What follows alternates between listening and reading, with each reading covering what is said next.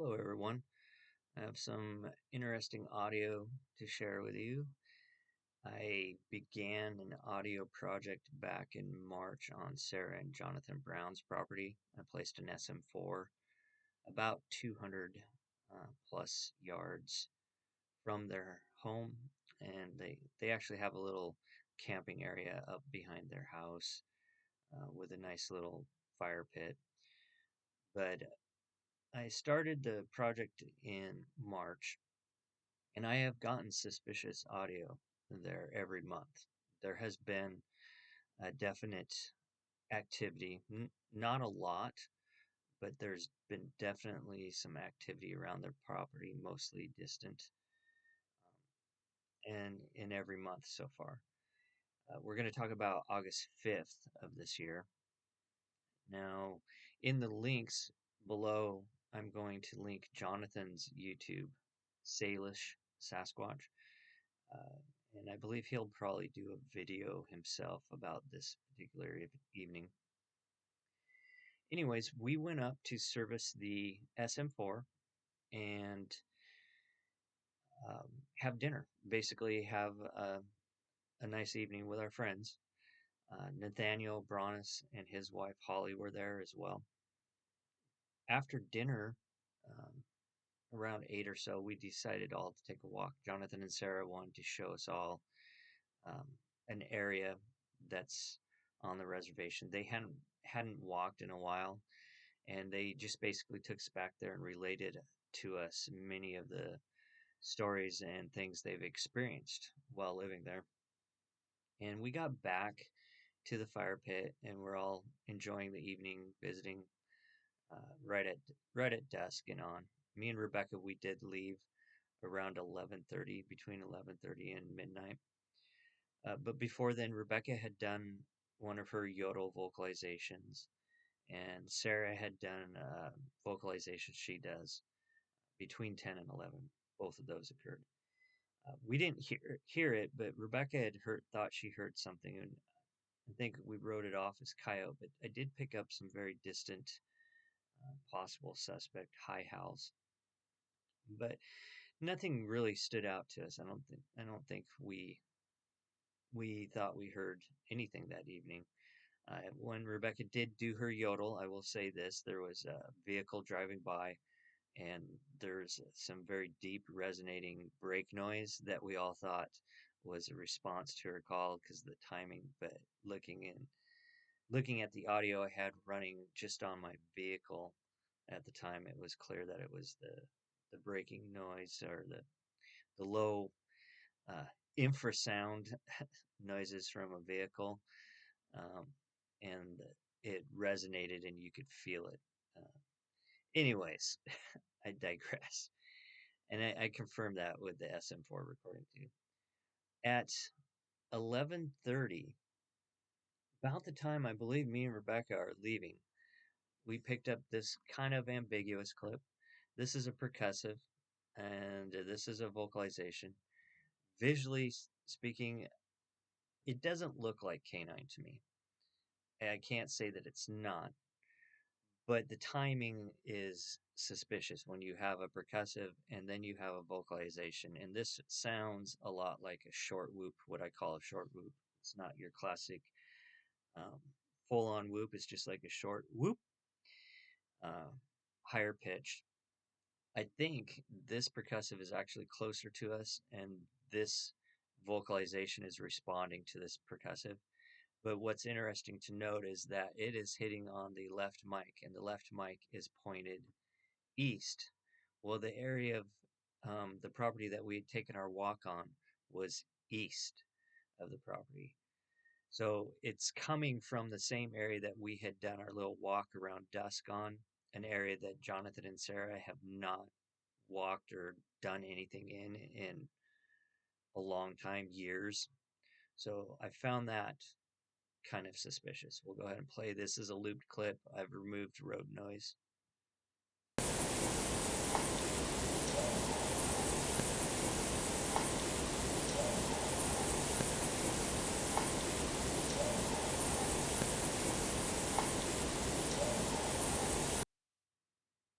Okay. Next, we'll go to. Oh, that's the wrong clip. We'll go to 12:02 a.m. Me and Rebecca are gone by now. We're on our way home. Uh, I believe Nathaniel and Holly were sleeping in a tent, a large tent that Sarah and Jonathan have set up near their fire pit.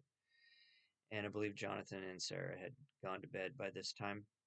Once again, this vocalization shows up out of nowhere, and you'll notice that it's hitting harder on the left mic once again, so it's coming from the east. And visually speaking, it doesn't look like any kind of canine to me. Audibly, it almost sounds like a little canine at the start, but it doesn't end canine like. It's very flat, and even though it's distant, you can see all this dark area. That's the lung capacity. That's a lot of air moving through there. I'll go ahead and play it. This is an unaltered version.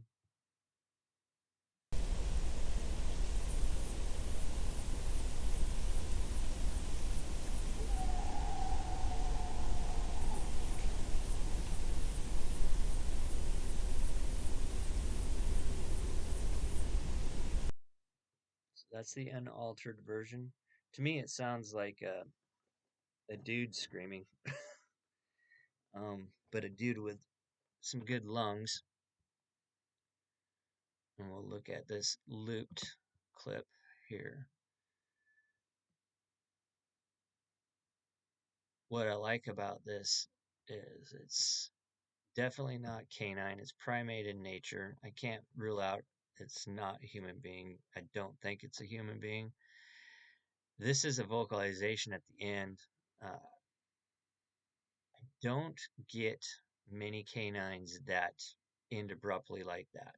They usually taper off. And even when we do our howls or screams, we taper off. This guy is full on blasting a scream and just stopping.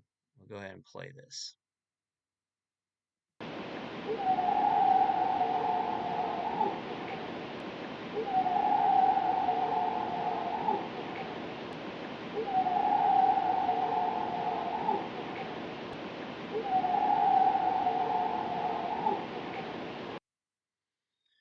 So, and I believe it's the same individual doing the scream and this vocal. This is not a percussive. This is a vocalization. This is the signatures of vocalization. And it just sounds like a dude screaming and ending with it. Ooh. I like this particular clip a lot. So later on, that was at 12:02 a.m. At 1:36 a.m., what do you know? We have a tree fall. We've talked about this before. Yes, trees fall naturally in the woods and make a sound. But in the areas of high interest for us here in Washington, we're getting suspect activity. A lot of times on nights we have suspect activity, and nights that we are present or have been present, we get trees falling in the woods. It's kind of uh, a coincidence, so to speak, that all of a sudden I will record an area for weeks, months on end. We come in and we're either camped there or what have you, and all of a sudden trees just start falling. Sometimes multiple a night when there's no wind. Yes, I've actually visually watched a tree fall when there was no wind because it was old and rotten and it just fell. That's probably the case for some of these, but I think there's an argument to be made that our target subjects like to break and push over dead trees. I've actually, in the nest area, recorded one with a vocalization before. So this occurs at 1:36 a.m. and I've removed the road noise and I did amplify it a little bit. Once again, it's hitting harder on that east pointing mic from the area that we had walked.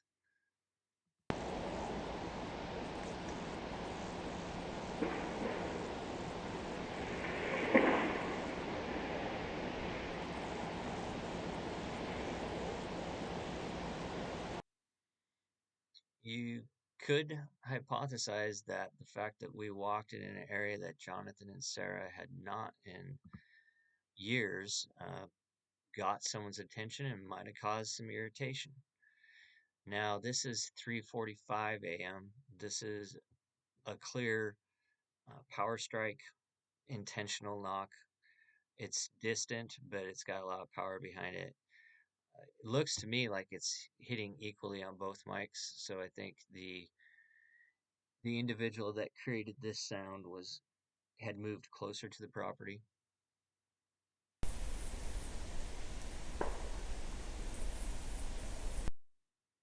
That's not a big deal, but that's an intentional strike.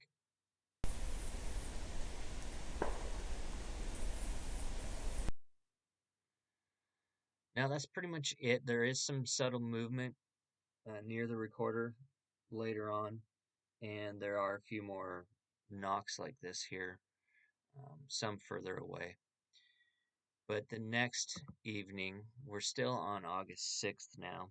So that scream and vocalization occurred at 12:02 a.m. August 6th. We're now up to the next evening, 11:37 p.m. and something large moves in near the recorder. I'm not going to play this whole clip. It's a long clip. I'm going to play a little bit and go to the key parts of it. This is just the large movement, and you'll hear sniffing in here. My first thoughts was bear.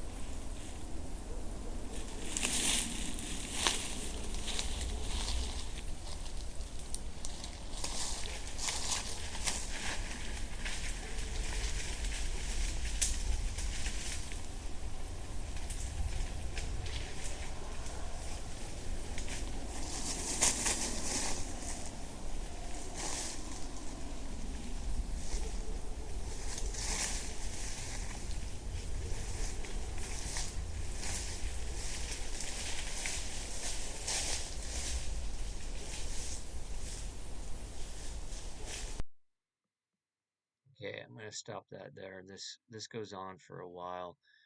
Uh, there was a bear in July hanging out near the recorder. I recorded him several nights in a row. Um, and this could be a bear, but there's some oddities that occur after this. One thing about where the SM4 is, it's surrounded by uh, two large or multiple large patches of blackberries. And in August, the blackberries were off the hook this year. I was actually picking blackberries. I think it was this this day in my backyard that were ginormous. Um, so whatever this is, I have no doubt it's back there because of the blackberries. But as you get along through here, and I don't think you'll be able to hear it. You might be able to, if I hope everyone's using good headphones, but there's movement behind whatever's close to this recorder. There's another animal moving around. So there's not just one animal here. There's two animals moving around, breaking branches, and I believe they're in the blackberry patch. And I will say this, I just started reviewing this stuff from August last week. We've been up there multiple times since then, and back by the recorder, we've not found any bear sign. There's no elk sign. Though I know a bear was back there in July. There's not, there's no sign around where all this movement's occurring. There is sign of heavy movement. There's trails broken through these blackberries now that are dying off because it's getting to be winter. But there's been heavy movement by larger animals back around these blackberries that, I hadn't reviewed the audio, so we didn't notice. We didn't really look hard, basically, which That's what happens when you get behind on your audio. You miss stuff that's happening around the recorder sometimes. But I'm trying not to make this video long, but it's going long, sorry. I'm gonna fast forward up to here. There's movement, there's two animals moving around in here, and there's some kind of sniffs and breaths. All could be attributed to bear, but at the end here, I like this. I cut the clip off a little bit, but there's like a sigh or breath right here. Um, but this is a large animal.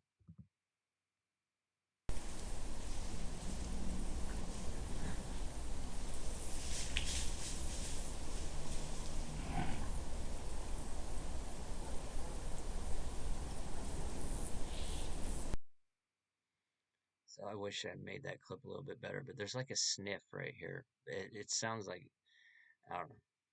It doesn't sound as bear-like. This could be bear, but it's also very similar to some of the grunt snorts we've gotten before in the nest area.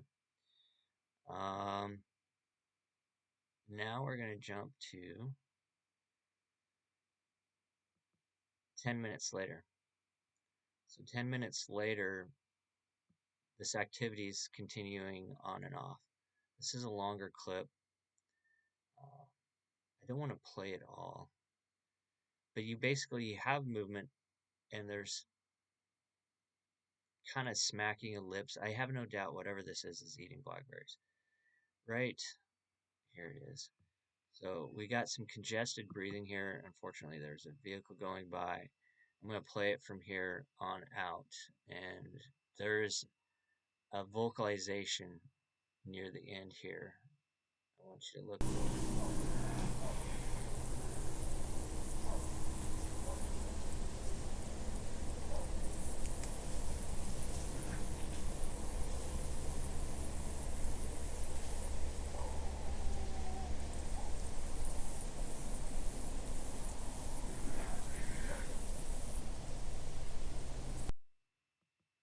Okay, my screen player cut it off where I didn't want it to. Right here, that visually looks like a vocal to me. I'll go ahead and play it once again, unaltered.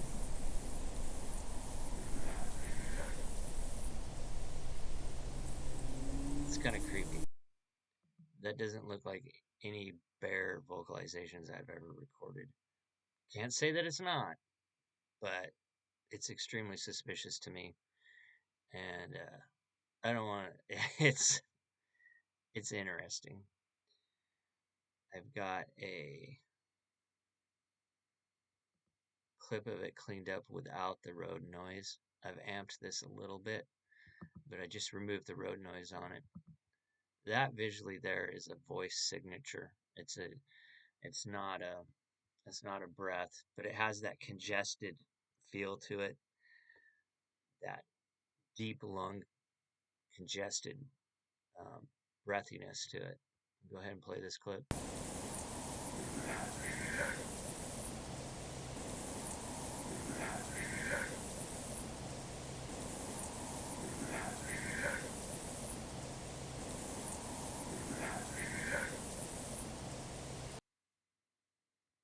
Okay, I got one more clip of the same thing where I've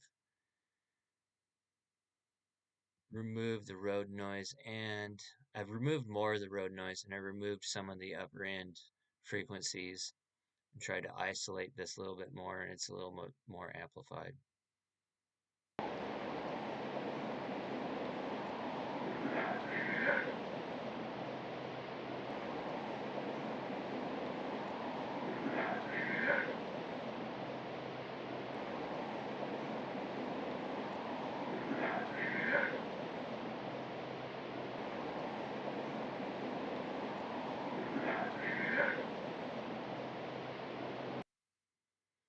So there it is. I've not recorded anything like this before. It's interesting to note that Sara has recorded some vocalizations that sound similar to this. And if it is indeed a Sasquatch, it's probably the same individual. I have no doubt there are animals utilizing those blackberries in August back there. Later on this evening, there are some knocks. They're further away. They're not close, but there is some brush movement around the SM4 till the morning. And this vocal caught my eye. It's a vocal um, under interesting circumstances. I'm sorry this took so long. Uh, I encourage everyone to go check out Jonathan and Sara's YouTube channel, Salish Sasquatch. I'll put a link in the description below.